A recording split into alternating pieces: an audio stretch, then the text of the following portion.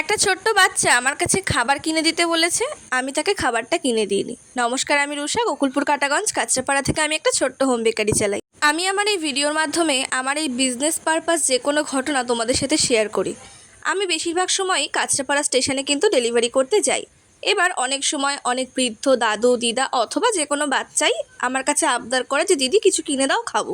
আর আমিও সেগুলো যতটা পারি পূরণ করার চেষ্টা করি। তো আজও তেমনই একটা বাচ্চা আমাকে গাড়িটা থামিয়ে বলল যে দিদি কিছু কিনে দে বা খাবো।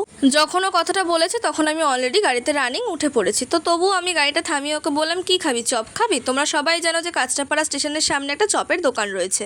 আর আমি ভালো মতন জানতাম যে ও চপটা খেতে চাইবে না, কারণ এর আগেও আমার সাথে এই সেম ঘটনা ঘটেছে। প্রথমে বললো খাবার কিনে দিতে, খাবার অফার করলাম, এবার বলবে খেলনা কিনে দিতে। আর ঠিক ও তাই করলো। আমি খেলনার দোকানের সামনে দাঁড়িয়ে বললাম, কি নিবি? ও ঠিকই করতে পারছে না যে কোন খেলনাটা নেবে, সেটাও বুঝলাম। তার কিছুক্ষণ পর বলছে দিদি আমাকে ফল কিনে দাও। আর ঠিক সেই সময় আমার ওর হাতের দুটো কালো প্লাস্টিকের দিকে চোখ গেল। তোমরা বিশ্বাস করবে না, আমি যদি প্রথমেই প্লাস্টিকটা দেখতাম আমি দাঁড়াতামও না। প্লাস্টিকের মধ্যে ভর্তি খাবার, খেলনা, ফ্রুটি, বিরিয়ানি, কি নেই। আমি একটা কথা খুব বিশ্বাস করি, মানুষ অভাবে না স্বভাবে নষ্ট হয়। আর এটার প্রতিনিয়ত আমি প্রমাণও পাই। এরকম অনেক নিউজ প্রতিনিয়ত চোখে আসে। আসলে এদের এগুলো গা সওয়া হয়ে গেছে, এদের কিচ্ছু যায় আসে না, বিশ্বাস করো।